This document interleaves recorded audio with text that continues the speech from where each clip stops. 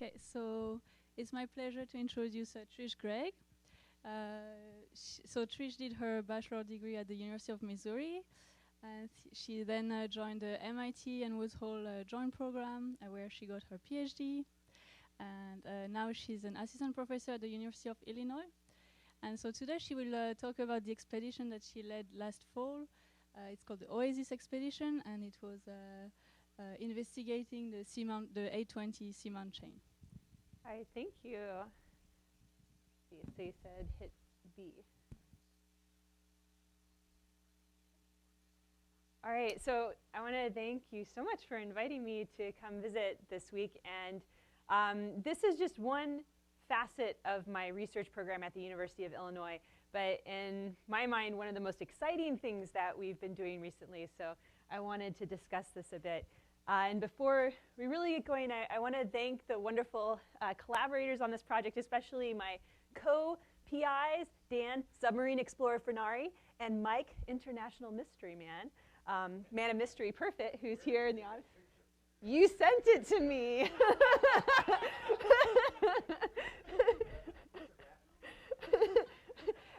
And the wonderful science crew aboard the RV Atlantis for our 30-day expedition. So to give you a bit of a roadmap for today, I'm going to first give you some background into why this expedition came about, tell you sort of the science behind why we chose this particular location and what we were hoping to achieve.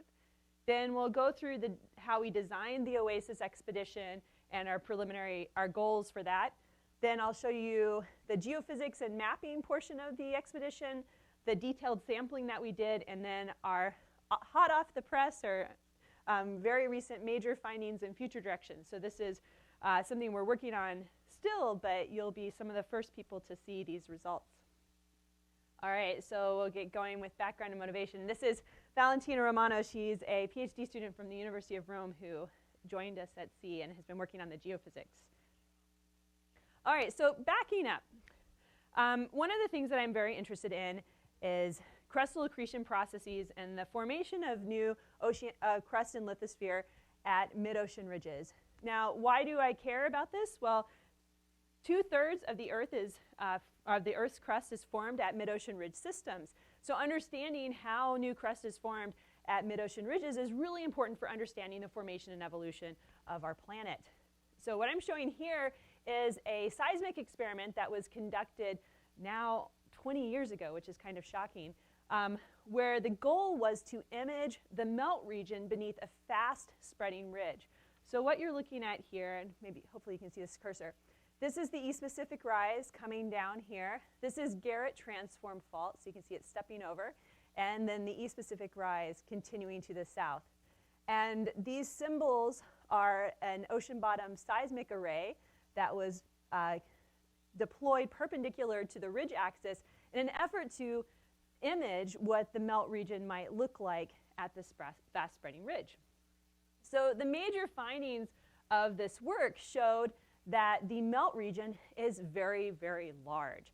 And this was something that had been hypothesized and tested through numerical models and petrologic evidence, but this was our first glimpse at how big the melt region might be that is sourcing this very narrow ridge axis. So one of the major questions that came out of this was, how do melts travel hundreds of kilometers to be erupted at the mid-ocean ridge? So you can see here on the western portion, you've got the melt triangle going out well 400 kilometers away from the ridge. So our models and petrological evidence predict that we are actually getting melts that come from here to make all the way back to the ridge axis. So that was something that we've been struggling with over the past couple decades is how does this actually work? So where might we go to investigate this further? So one place that people have focused on that might provide information to help us understand the melting region at a mid-ocean ridge is transform faults. And this is something that my collaborators Mike Perfett and Dan Fernari have spent a lot of time on. So this is an image of the Siqueiros transform fault from a classic paper led by Dan Fernari. So if we're looking up here at the map, you can see Mexico, and then the East Pacific Rise coming down. And the Siqueiros transform fault is a transform fault offset located here. It's about at 8 degrees north on the East Pacific Rise. So this was an image that Dan Fernari published in the late 80s, where it was hypothesized that small spreading centers that are located within a transform fault may give us direct links into mantle heterogeneities beneath the transform fault. So the idea being that they're tapping directly into that mantle source and may provide us some information about the three-dimensionality of the mantle melting regime. Now this was work that greatly inspired my PhD work at Woods Hole. And one of the things that I did in the initial stages of my PhD was a series of gravity calculations to try to understand crustal accretion processes at oceanic transform faults. So again, we're looking at the Siqueiros transform fault here. So the ridge axis is coming down here. Siqueiros is located in here, and then this is the ridge axis again going to the south. And this is a residual mantle Bouguer anomaly. And the thing to keep in mind is that blue is indicative of a negative anomaly, and then this yellow beige is 0 to slightly positive. So what I found was that there were these very high negative mantle Bouguer anomalies, residual mantle Bouguer anomalies, and oceanic transform faults that indicated that there was actually a lot of crustal accretion occurring in these settings. So as part of my PhD work, I wanted to better understand the 3D melt migration pattern at an oceanic transform fault, again to get towards this question of how are melts migrating and how do we source melt from this wide region of the mantle back into the ridge axis. So the approach I used was a coupled 3D thermal and melting model to investigate not only the thermal structure and the melting structure, but melt migration patterns and how they might be focused. So this is a quick look at what that model setup is. It's a finite element model. The ridge is here. There's a transform fault here. There's a little intertransform spreading center, and then the ridge is here. We apply a temperature at the top of the model and at the base of the model, and this is just a passive flow model, which means that we apply a spreading rate to the top of the model space. So this plate is moving with a velocity this way, and this plate is moving with a velocity this way. And then you can calculate a thermal structure from this. Now we use a bunch of different, we can test a bunch of different rheologies. In this particular model that I'm showing below, so the ridge is here, the transform fault is here, and then the ridge is here. We're using a viscoplastic rheology, so it has an approximation for the brittle lithosphere in it. So using these models, one of the things we want to do is try to reproduce what we're seeing at Siqueiros so we can better understand the 3D melt region. So we have some great observations at Siqueiros that we can use to fine-tune our models. And this is really important as a geodynamicist. So oftentimes we're running these geodynamic models, and we may not have any observations to constrain them. What was great about Siqueiros is not only did we have the crustal thickness estimates from the gravity calculations, but we also had geochemical observations from Mike Perfett's lab. So again, we're looking at the Siqueiros transform fault. So the ridge is coming down here with the little intertransform spreading centers. And I'm showing some symbols for samples that I will be comparing to my models in a few slides. And then this is the crustal thickness derived from the residual mantle Bouguer anomaly. So you can see we have excess crustal thickness of about 1.5 kilometers at maximum, but mostly around 500 meters to a kilometer of extra crust. So once the thermal model has been calculated, we can calculate the melt. And we're using an approach from Kinsler and Grove to do this. The reason I used Kinsler and Grove is I wanted to track the melt composition in the mantle as it's forming. Because again, we want to try to compare our model to the observations that are available. So we're going to compare both to crustal thickness and to composition. So in this schematic published by Tim in the early 90s, you have the partial melt zone here. The melts are migrated to a place where they aggregate, and then they're fractionally crystallized. So to approximate this in our models, we used Kinsler and Grove to calculate the melt region based on our thermal structure. The Kinsler and Grove approach assumes that there's 1% melt for every kilobar of ascent through the mantle. And this is just an illustration to show what this might look like. Then we want to pool that melt at the top of the melting region. So we'll use a melt migration approach. I followed the the work of Sparks and Parmentier for this. Then finally, once those melts have been pooled, we can fractionally crystallize them. I'm using Yang et al. 1996. And this will give us liquid lines of descent that we can then compare to our geochemical observations. All right, so melt migration is something that is a bit tricky, obviously, because we don't really know how it works. Now, one of the hypotheses is that melts will basically form in the mantle, and because they're buoyant, they're going to rise vertically almost instantaneously in terms of geological time until they reach a permeability barrier. In this schematic, I've drawn the permeability barrier as the melt region, but it could be the base of the lithosphere or some other in-between situation where the melts cannot make it through, so they're focused upward. So one of the things you could think about is that if you have a fire in a room with a vaulted ceiling and you have smoke coming up, the smoke is going to go upwards and then it's going to pool along that vaulted ceiling to rest at the highest point. So this is the idea that we're using. Now you can imagine that in 3D this is going to get a little bit more complicated because you have ridge offsets, you have transform faults, so the melts are going to be deflected because of the variation in the topography of that permeability barrier. So in this sense, you might have a 3D melt that goes up, it hits your permeability barrier, and it starts to pool in the shallow region, but maybe this is a local maximum or a local area where it pools, but maybe it continues to go up into another one. But the idea being that the melts are going to be responding to that shape of that permeability barrier.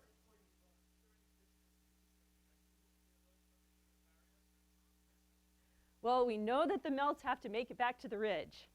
So, so the idea being that, so if you want to say for the melt region, we can say if there's a region where you have melts that have been developed and formed, the network that's created from having partial melt, there's a really amazing paper written by Wenlu Zhu, she's at University of Maryland, showing the interconnectivity of melt pathways when you have something like a 1% melt or 2% melt. So based on sort of those experimental observations, we do think that the area where there is melt will probably be more permeable, or there will be pathways for the melt to move through, and then the region that does not have any sort of melt present would be more difficult to make its way through. But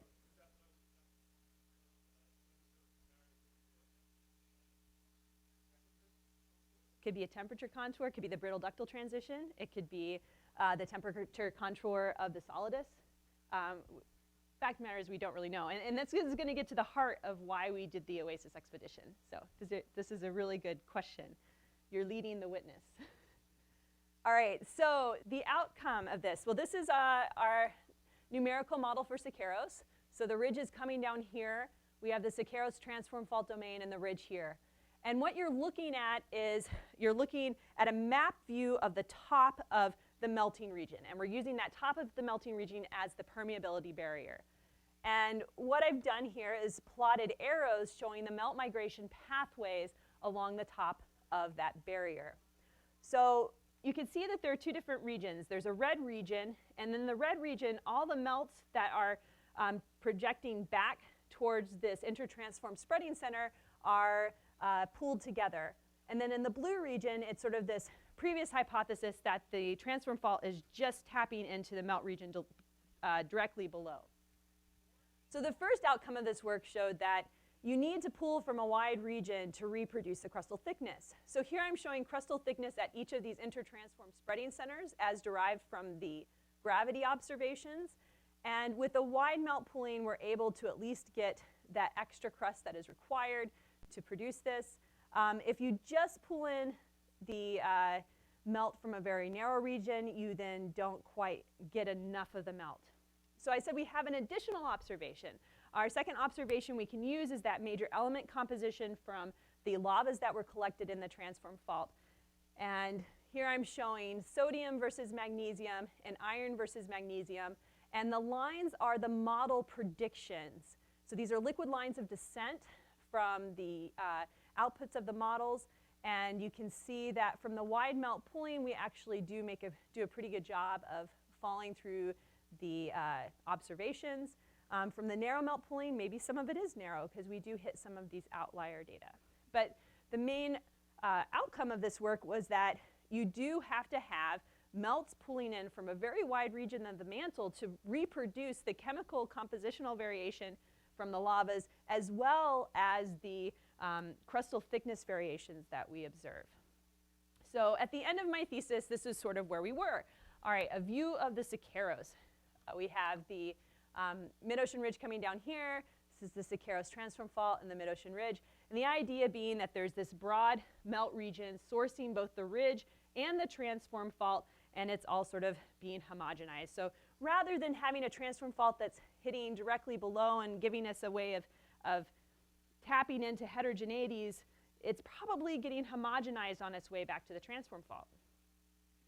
And this somewhat became the state of the art. So many other workers have reproduced this. Laurent Montesi at University of Maryland has worked on this quite a bit. Similar idea where you have a permeability barrier, you focus melts back in, and then you can track how much crust is being created, what the compositions might look like. So this became the state of the art. But the problem is we have no constraints to tell us whether or not we're right. Most of our observations at mid-ocean ridges are along the ridge axis. So it gives us a very two-dimensional view of what's going on. So we don't have a lot of observations to tell us, for example, what this melt region might look like once we move off the axis. So that became the starting point of our entire project. Is there a way that we can start to pin down these numerical models to provide more constraints? Because honestly, we're kind of in the realm of imagination where it's like, well, we think it works this way, but we're not really sure. All right, so let's move on to designing the OASIS experiment. So what might help us to constrain our models? Well, so we looked at transform faults, and again, here's the E-specific rise, and the Siqueiros is moving off of the screen. One of the things that Mike Perfit and Dan Fernari have used extensively is Seamount data as a way of probing the mantle source region. And it just so happened that in the region of Siqueiros, there's this really long and linear seamount chain moving perpendicular to the ridge. So one of the ideas was, could we use the seamounts as a mantle probe to start to constrain our numerical models? So again, this is an output from the numerical model. So you have Siqueiros in here, so the ridge is coming down, and there's Siqueiros and the ridge, and this is where the seamount chain is. So the idea being that if we use the seamounts as probes, we should be able to get an idea of what this melt region looks like as we move away from the ridge axis. So it could be a way to constrain our models and fine-tune them. So immediately we went to see what had been done in this region already. So there have been previous efforts. At the top is CMARC 2 data that was collected by Ken McDonald and Suzanne Carbat. And we're going to zoom in on this seamount here just to give you an idea of what the extent of the resolution was. And then there's also some magnetics data. Again, it's lower resolution. And we also had some side scan sonar. So this is reflectivity. But we only had 3 actual rock samples that were from dredges. So some of the information that we gained from this was that it looked like the seamounts are young and coeval. So from the magnetics data, it looked like we had a positively polarized seamount surrounded by negatively polarized crust, meaning that this was emplaced at a later time than the surrounding lithosphere, so it's probably younger. We saw great reflectivity in the side scan sonar. So what does this basically mean? It means that you have a hard return off of the sea bottom. So once you start to sediment, you're not going to get a very good return on your side scan sonar, so it's going to look like dark patches. But if you have glassy lava or a very pristine bottom, you'll get a nice return. And we see this all along the seamount chain, so the indication was that these are relatively fresh seamounts. So after we looked through and mined the current data, we realized, this would be a great location to target. We don't have a lot of information to do what we want to do with what's available now. So we came up with a plan.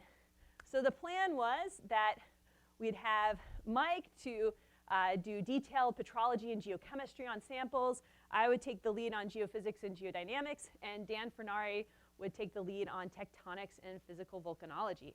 So with that in mind, we began our process of proposal writing. And don't we look like a fun group to go to sea with? I mean, it's a great team. Fantastic. So the next series of slides is really for the postdocs and early career scientists, because I think it puts things in perspective a little bit. So the idea happened in 2012.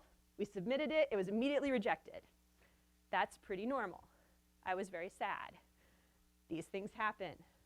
But then we submitted it again in 2013, and it was funded, which was fantastic, and we were really happy. But that was in 2013. Alvin was not available, so we have to wait till Alvin comes back in line in 2014. And I got a job, which was fantastic. That was a good thing. And then OI kept the Atlantis in the Atlantic, so we didn't have a ship. So a lot of this time period was just waiting. So we have an idea in 2012, and here we are at the end of 2015, going on 2016, and we still don't have a ship or an expedition. So I think it's one of these things that patience is a virtue, and it sometimes takes a very long time to get from that idea stage to actually getting out to collect the data. So finally, at the end of 2016, almost 4.5 years later, we set sail on the Atlantis. So one of the things that those who don't do a lot of oceanographic research may not realize is that when you go aboard one of the oceanographic vessels, one of the UNOLS vessels, one of the first things you have to do is set it up for what you want to do, because the ship is just a facility and you're going to use it for 30 days. So the immediate thing that you do when you get on there is mobilize that ship, creating a workflow so that you can be as efficient as possible while you're at sea. So, let's see. The first thing we did is configure the science lab.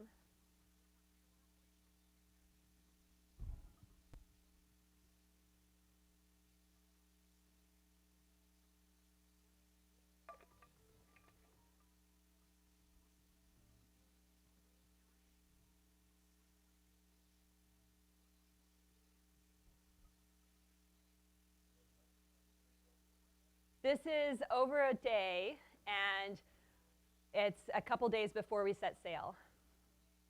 So we're just getting all the desks set up. You can see Steve. Hi, Steve.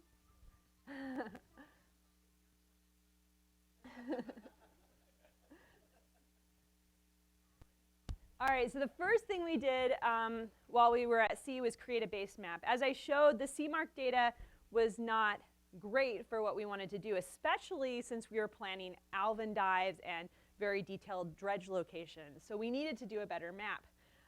But I also wanted to say, and I guess ping pong's a thing here because we went to this pizza place that had ping pong. So I hear that you guys all like ping pong.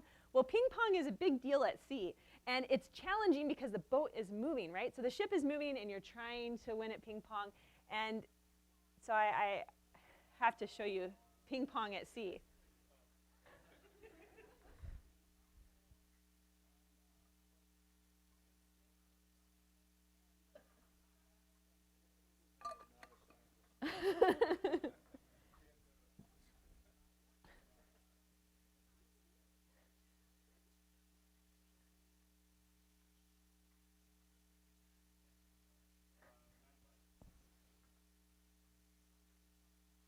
We set sail a couple days after Halloween, so there were a lot of costumes flying around. All right, so from the ship, we collected three pieces of data. Magnetics data, which was done with a towed magnetometer, gravity data from a shipboard gravimeter, and we also collected multi-beam data. So our map went from a basically 150, 250 meter resolution to a sub 75 meter resolution. And you can see here is a comparison of the previous resolution map to what we had at the end of the expedition.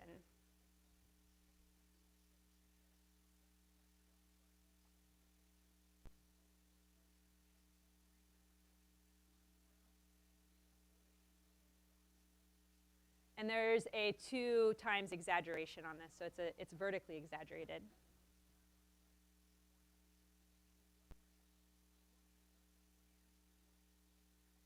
And this seamount here is Leona Seamount, named after my 7-year-old.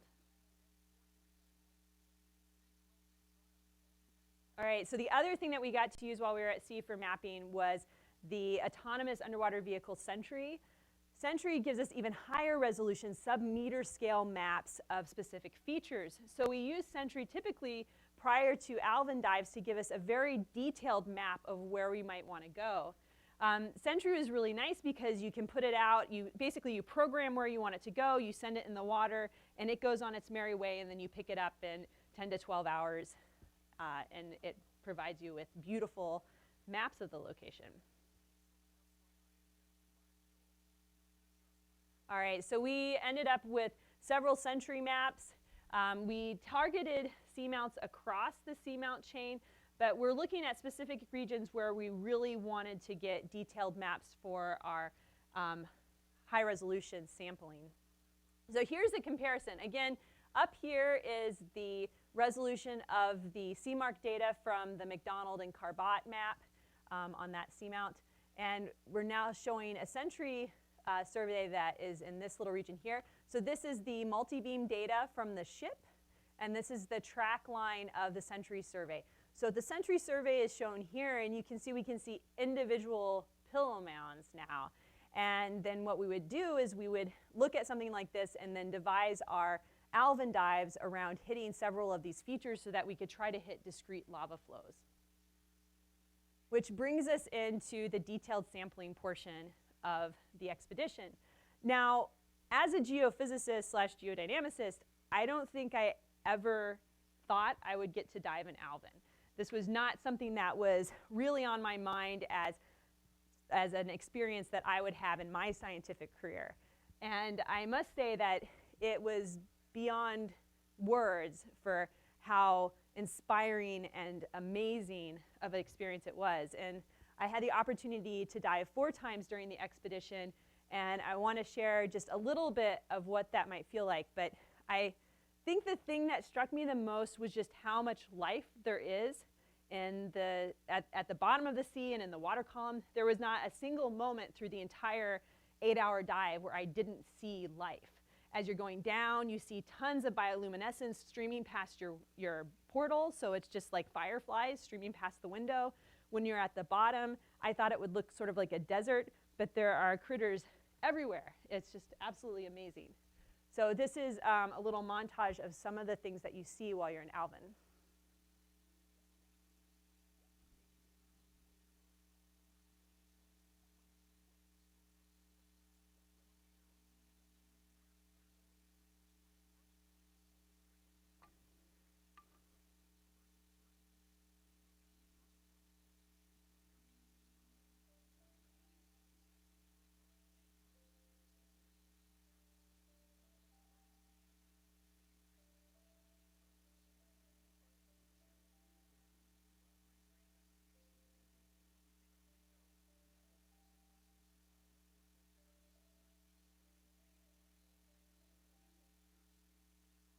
These are hydrothermal chimneys.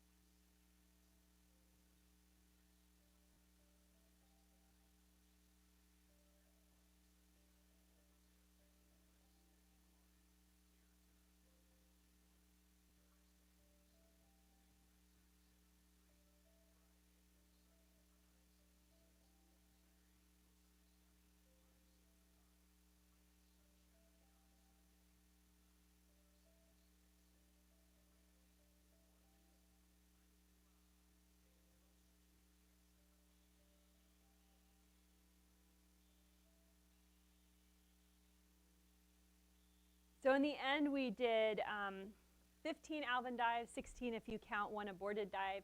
And we spread those dives across the seamount chain.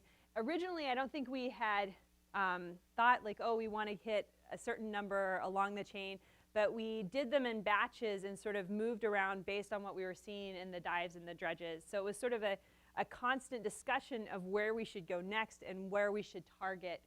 In addition to all of the Alvin dives, so when you're on the ship, you know, it's a 24/7 operation, right? And Alvin only dives during the day. So in the evenings, we use that time to deploy sentry, to do detailed maps, and then we also dredged because it was a situation where we never wanted to not take advantage of the opportunities that we had being out there. So we utilized a dredge system for to collect additional samples.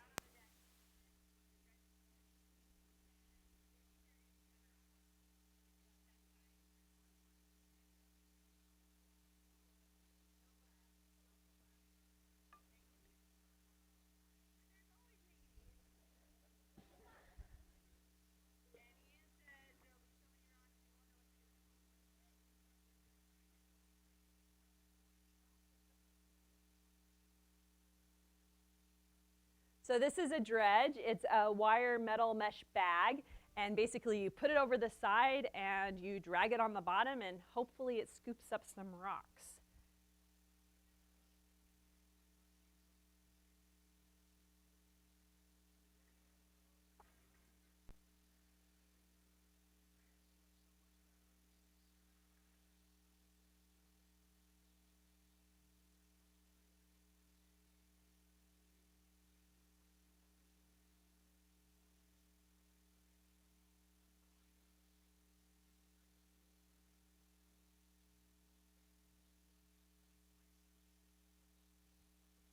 So we ended up with 19 dredges, and fortunately we were able to collect a lot of rocks. I believe only 1 or 2 dredges actually came up empty. The rest of them we got great samples from.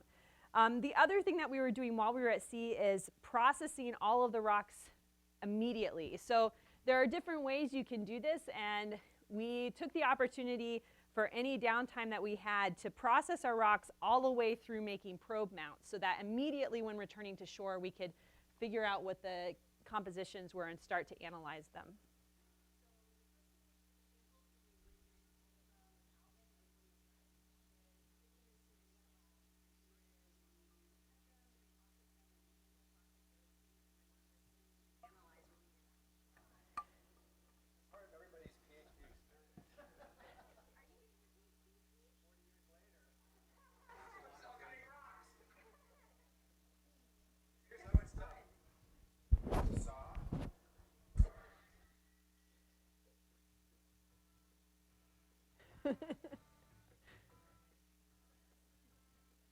He is an excellent rock cutter. Anyone who needs him for rock cutting in the future, I highly recommend Steve. So it's seriously manganese encrusted, fairly altered salt that looks like it has plagianicus in it.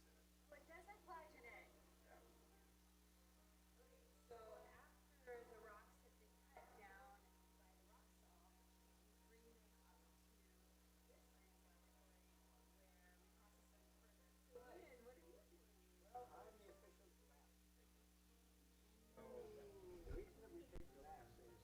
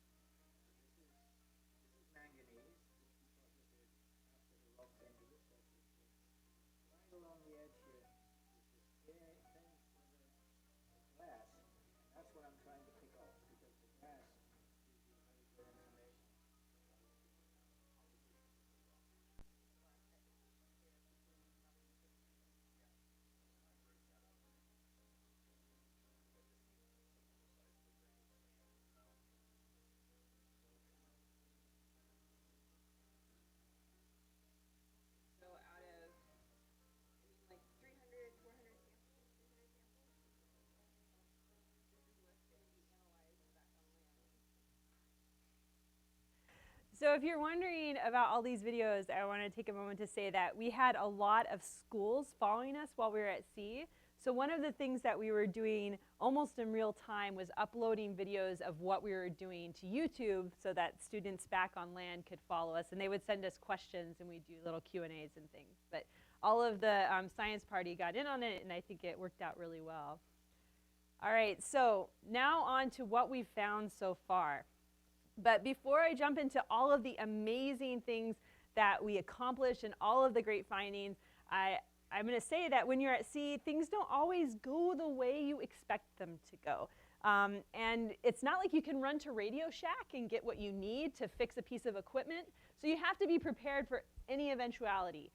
So in this next short clip, it's sort of a blooper reel of things that kind of went wrong.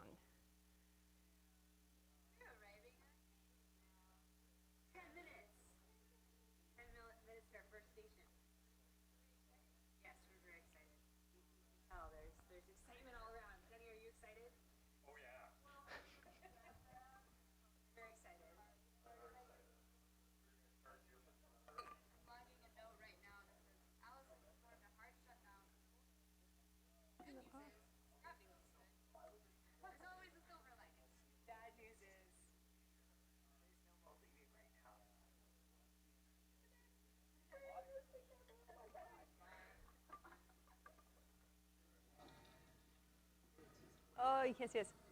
So this is a leak detector on Alvin. This was my first dive.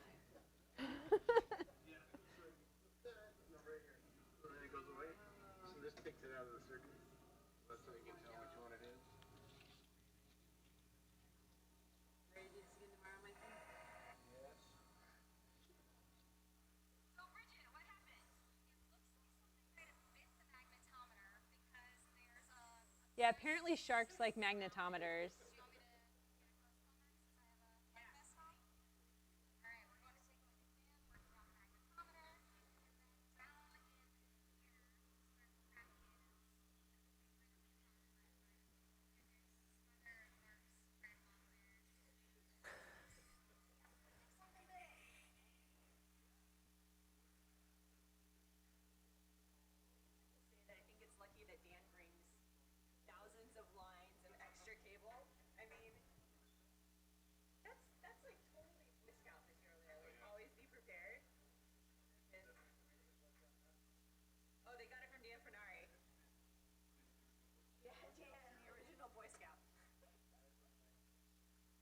So yeah, the leak in Alvin did happen on my very first dive with Professor Perfect.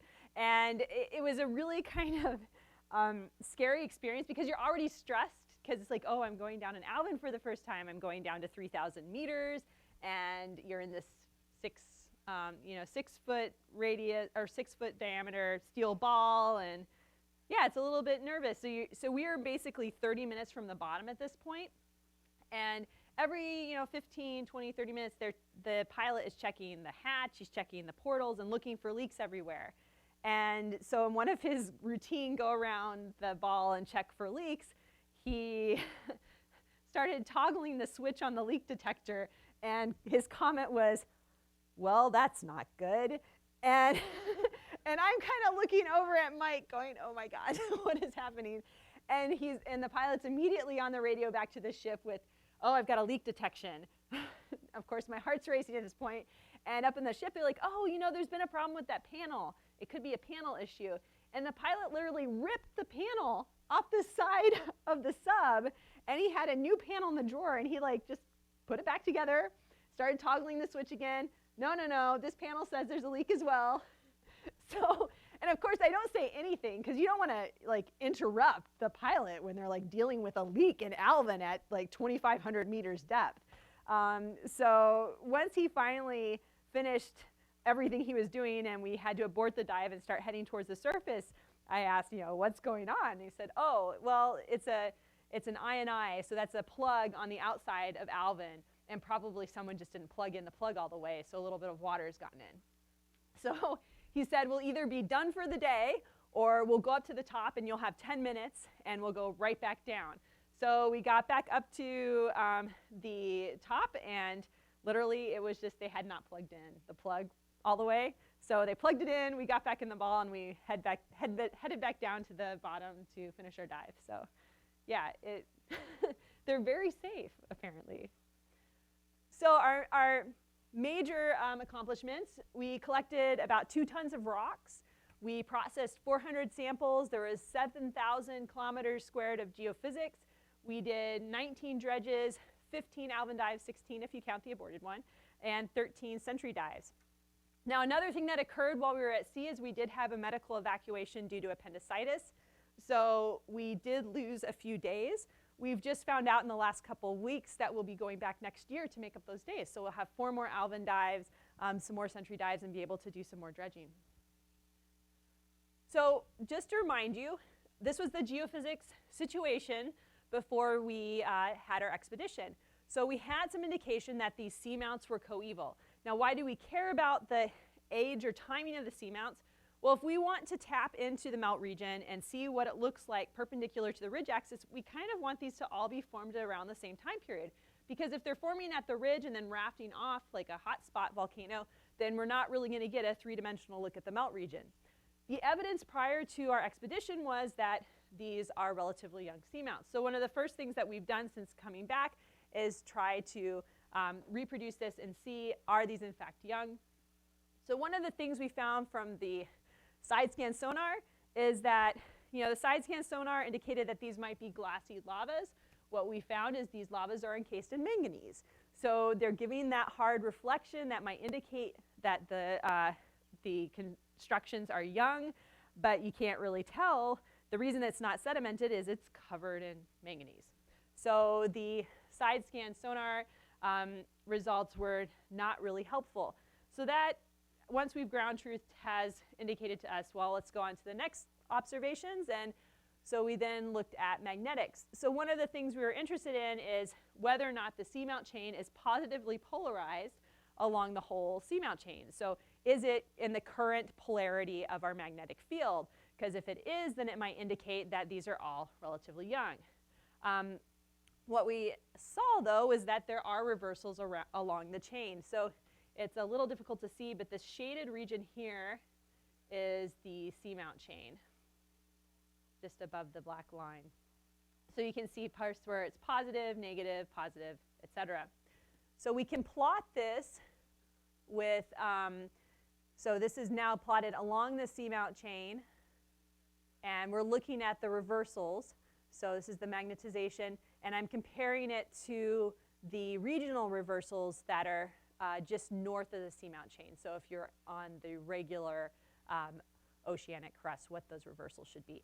And so you can see that it doesn't not match, but it is, they're more prolonged positive time periods, and the reversals don't totally match. So it could be an indication that there is a time lag, or that there is volcanism for, for a time period that is longer than what is in the surrounding crust.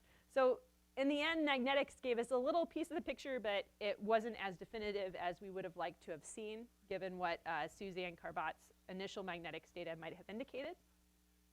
So the other line of evidence that we used to try to determine the age of the seamounts was the flexure based on the elastic plate thickness. So this is a plot from Coppers and Watts, and this is based on Watts's analytical approaches and inversion approaches, where you can compare the free air anomaly of seamounts that were formed near a ridge or off a ridge, and the elastic plate thickness will greatly impact that free air anomaly.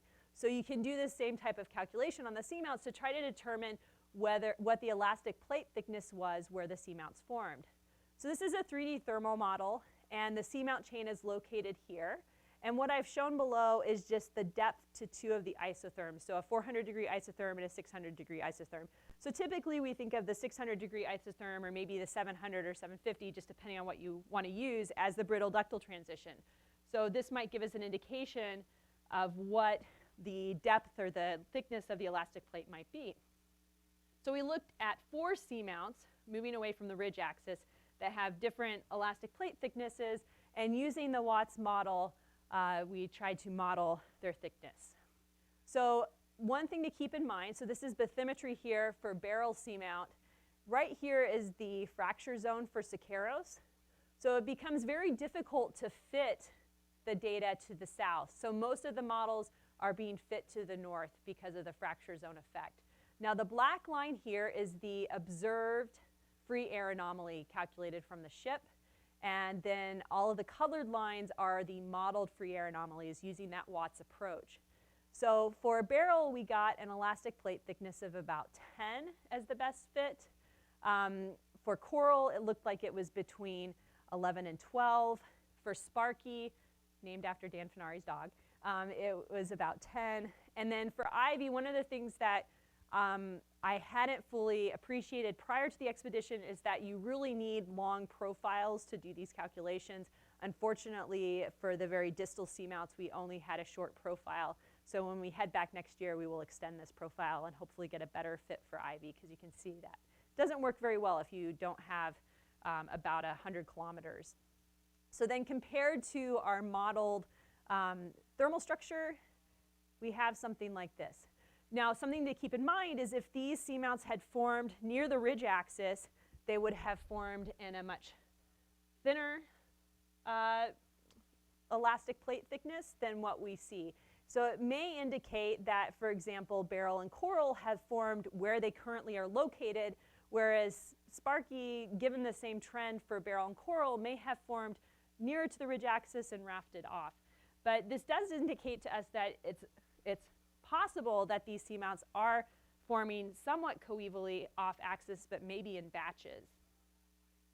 The other thing that we've been doing is looking at the composition of the lavas from these seamounts. Now, this was the situation prior to our expedition. So this is the ridge axis here and Siqueiros here, and the colors are just indicating different petrologic databases. So we have the blue from the Siqueiros Transform Fault, the orange from the RTI, we've got green from the New Betiza seamounts, and red from Lamont seamounts. So prior to going to sea, we had a situation such as this where there was a very large spread, and for the 3 samples that we had from the seamount chain located here, it looked like they spanned that entire range. And now that Mike has started working on this data, we have something that looks like this.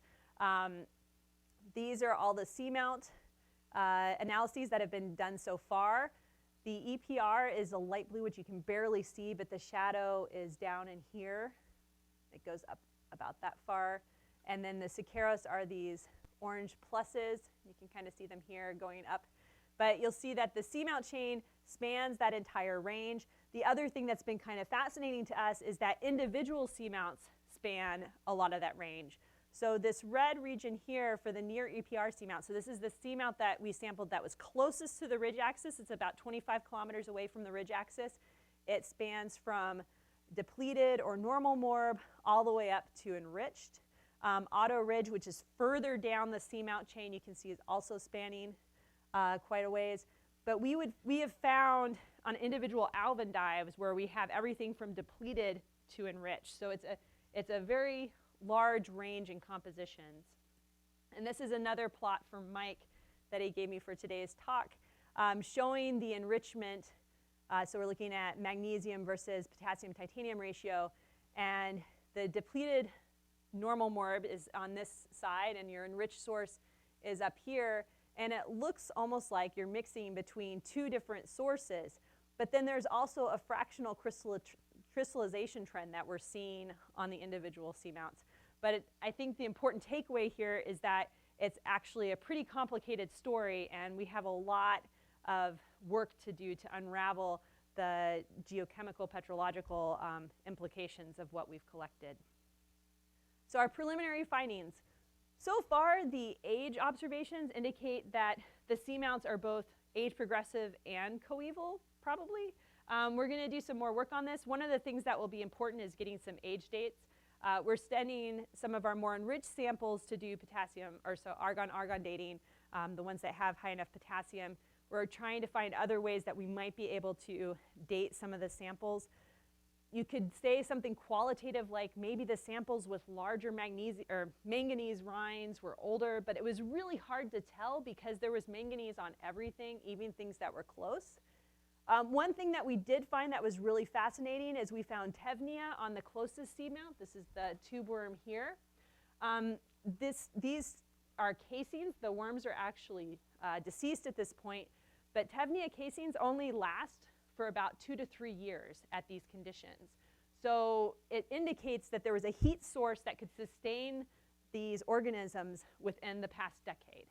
The other thing that's kind of interesting about tevnia is that the 9 North region, when they have looked at the decimation from lava flows, they're the very first colonizers. So they typically show up right after there has been an eruption.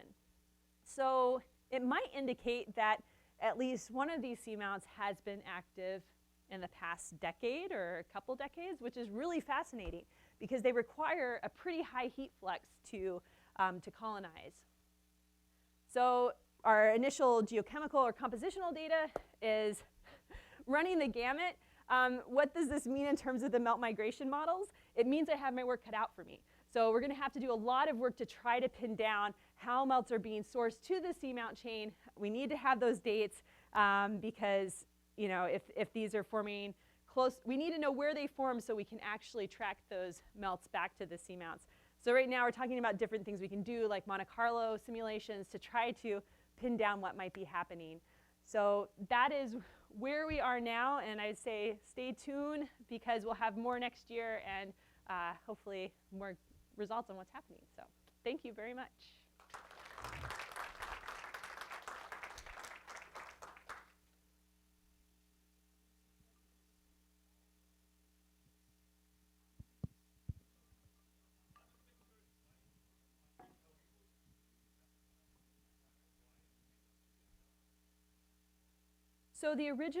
So we've already begun doing numerical models, and one of the models that was being run by the PhD student Valentina Romano. So her background is in reactive transport and fracture flow models. And one of the things that we have seen is that you know how you have this three-dimensionality to the permeability barrier. With the Siqueiros fracture zone there, the permeability barrier is much shallower to the north of the fracture zone than the south.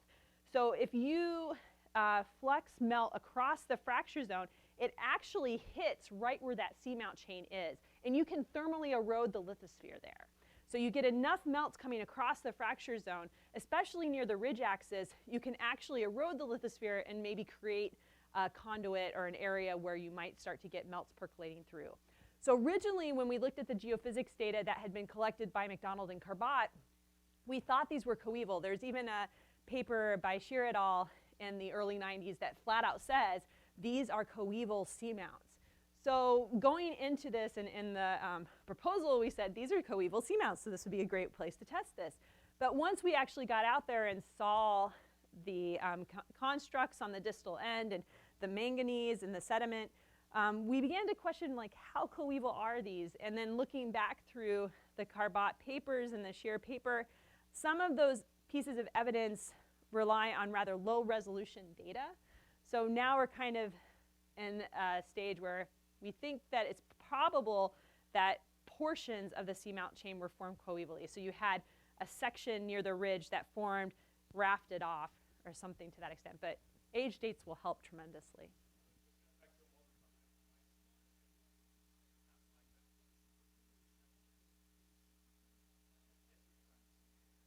Right, exactly. So no, it's not. This is a very rare feature. Now, one of the things that is different about the 9 North segment is we already know that magmatically it's very robust. And as you go further south along the East Pacific Rise Ridge system to faster spreading rates, we actually see situations where it becomes magmatically starved. So if you think maybe there is a sweet spot where you have both the correct spreading rate and the right magma supply to do something like this. I mean, we have the gravitational data that says like there's a lot of extra crust being formed within the Siqueiros transform fault. The 9 North segment is very robust and it has a very high magma supply. And then Suzanne Carbat has these great models indicating that perhaps the 9 North segment is a leading segment and it's migrating through the mantle or sweeping through the mantle and picking up all the enrichments that might be there.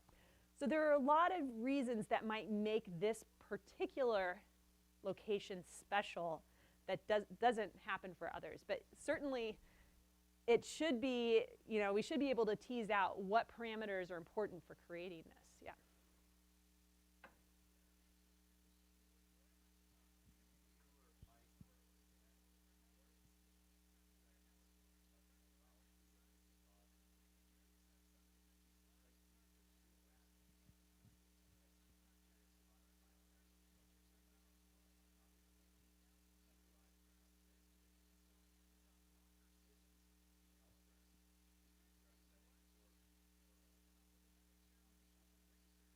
So I know that Dan has been working a lot on the physical volcanology, and I know that some areas are similar. Like I've looked at pillow mounds in places like Puna Ridge, Hawaii, where you see them piling up on each other.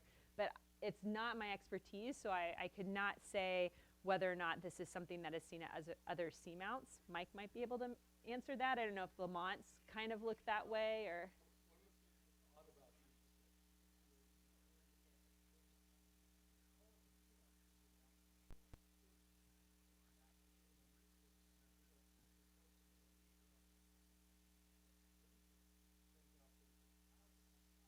It's more like a ridge. It's like a.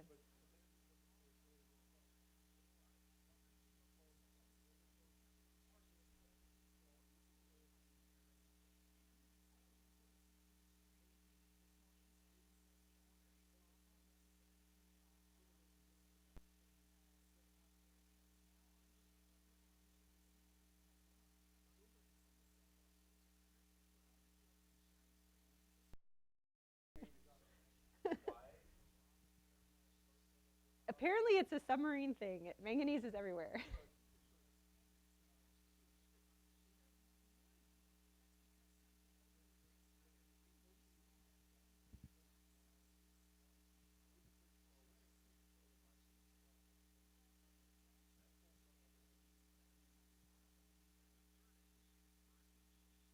Yeah, well, and it has to be happening really quickly, because one of the things we were worried about is if these seamounts were old, that there would not be any glass, right? So we want to have pretty pristine samples so we can do geochemical analyses. Because of the manganese, the glass was preserved on pretty much everything we collected. We never had a deficit of glass, which was really fascinating, because you know, when you write these proposals, reviewers come back and they say, oh, we don't want to give you money to analyze the data because you may not actually find any glass out there, or you know, you may not find it. So it was good that there was manganese, but there was a lot of manganese.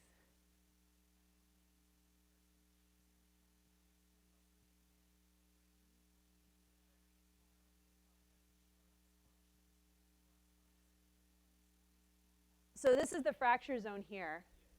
And the offset stays about constant. It jogs with the fracture zone as the fracture zone jogs.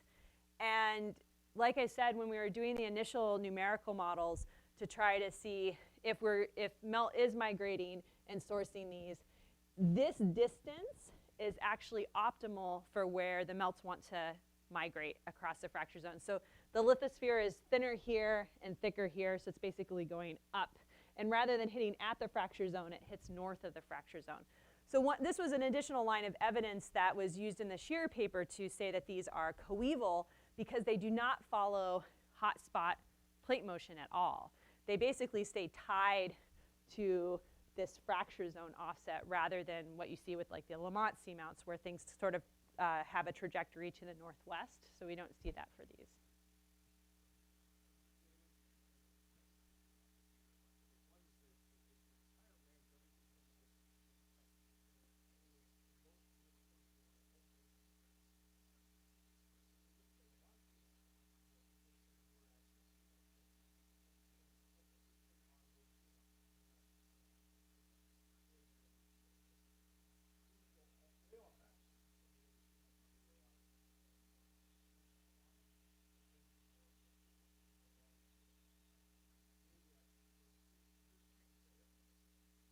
and on an individual one. So the near EPR seamount is way over here. So the ridge axis is here. The near EPR seamount is here, and it has the entire range of compositions. Yeah. One pillow mound to the next, and you've gone from depleted to enriched.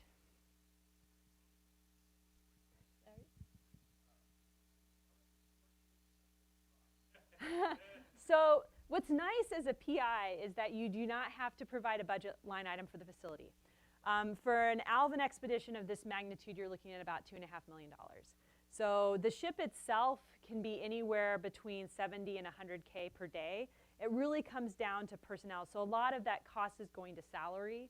So you're paying for all the crew, for Sentry crew, for the Alvin crew.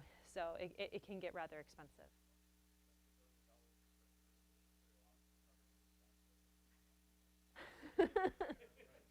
But you raise an important point, and I think that's why we're so diligent while we're at sea, and we collect as many samples as possible and do 24/7 ops, and it never stops, because it is an opportunity that may never happen again. So while we were out there, we were very cognizant of the fact that we may be the only scientists that ever visit this chain of volcanoes. So we want to get as much information as possible that can be mined for years by anyone who might be interested. All right, let's thanks Trish again. She'll be around this afternoon and tomorrow.